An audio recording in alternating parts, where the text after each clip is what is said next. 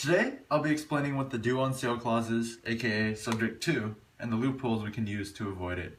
Now, prior to 1982, if a person was losing his home, an investor can come in, who is the buyer, and assume the loan and continue paying the mortgage. Now, this is a win-win situation for the buyer and the seller. The seller doesn't ruin his credit score, and the buyer gets a good deal. However, the banks lose. Remember, in an amortizing loan, the majority of interest is at the beginning of the loan. Not until later on is the principal paid down.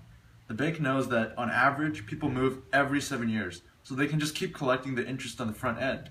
Now, they can't do this if the loan is passed along to someone else, so they complained. And in 1982, the government passed the Garn-St. Germain Depository Institutions Act. They said investors can no longer do this. They must pay off the existing loan before buying the property. So how can the buyer avoid this and just assume the loan? Here's an example. The seller can't sell the property because the loan is a hindrance. The buyer says, "I'm not willing to go get another loan to pay off your existing loan." So he says, "Let's cooperate and move the property into a land trust." The seller takes the beneficial interest in the trust, but he notifies the bank and he says, the buyer has taken over the management of the property. Remember, the trust is a private document and it's unrecorded. So how can the bank find out?